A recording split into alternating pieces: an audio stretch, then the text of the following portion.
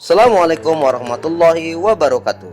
Perkenalkan, saya Medi Samin, peserta Latsar Angkatan 3 Kelompok 4 dari Kabupaten Bengkulu Tengah tahun 2021.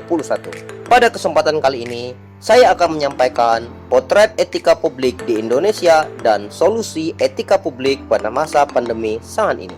Seperti yang kita ketahui, bahwa pelayanan publik yang baik merupakan salah satu ciri negara yang maju.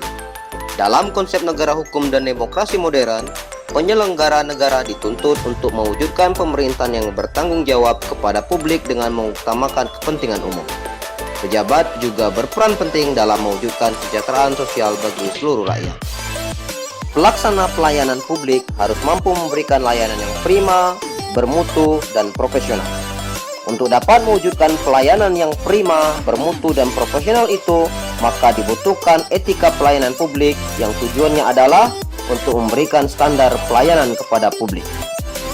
Di Indonesia, etika publik belum dapat dikatakan baik. Hal ini tercermin dari berbagai banyaknya kasus yang menunjukkan rendahnya etika dalam pelayanan publik.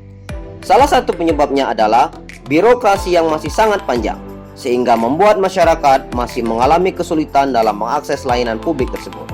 Contoh saja, dalam pengurusan berbagai administrasi yang bersifatnya masih manual, masih berbentuk kertas, dan membutuhkan waktu tidak sebentar dalam kepengurusannya. Selanjutnya, bagaimana kondisi etika publik di masa pandemi COVID-19 ini?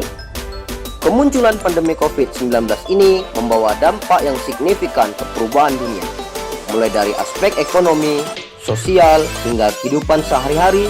Semua tidak bisa berkelit dari pengaruh COVID-19, termasuk dengan layanan publik. Pemberlakuan work from home oleh pemerintah membuat berbagai instansi penyelenggara layanan publik menginisiasi layanan online. Contohnya saja adalah sekolah dengan sistem dalam jaringan atau daring. Namun, seperti yang kita ketahui, sistem online ini terkadang terhambat oleh berbagai hal, seperti ketidaksiapan sumber daya manusia mengikuti perubahan ke arah digital, atau bahasa kasarnya SDM yang gagap teknologi atau gaptek, hingga masalah teknis seperti tidak adanya jaringan sinyal sehingga pelayanan publik menjadi terhambat.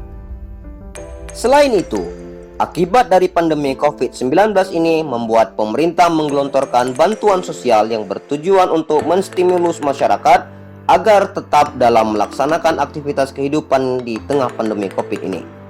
Dalam penyaluran bantuan ini pun masih banyak penyelenggara yang jauh dari nilai etika publik, seperti menempelkan stiker nama pada bantuan yang diberikan. Hal ini tentu bertentangan dengan nilai etika pelayanan publik, seperti nilai kesopanan, menjaga rahasia, dan berintegritas tinggi. Selanjutnya, pemberian bantuan sosial pangan juga terdapat pelanggaran terhadap etika pelayanan publik.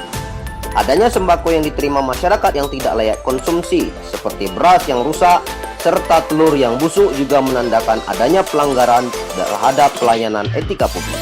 Dan yang paling menghebohkan adalah kasus korupsi dana bantuan sosial oleh Menteri Sosial Hilary Batubara.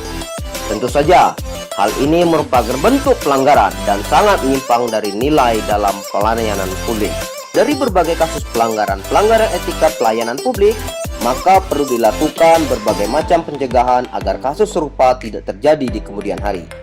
Seperti perlu ditingkatkannya pengawasan terhadap penyelenggara pelayanan publik. Selanjutnya, perlu adanya penguatan kembali nilai-nilai dasar etika publik kepada penyelenggara layanan publik. Selain itu, menanamkan nilai-nilai dasar etika sejak dini juga perlu untuk dilakukan agar nilai-nilai tersebut tertanam dan mengakar pada setiap individu warga negara Republik Indonesia. Demikianlah potret pelayanan publik di Indonesia serta layanan publik di masa pandemi COVID-19 pada saat ini. Semoga kita dapat menjadi abdi negara yang memiliki nilai-nilai dasar dan dapat mengimplementasikan nilai dasar etika dalam pelayanan publik. Terima kasih. Assalamualaikum warahmatullahi wabarakatuh. PNS Jaya.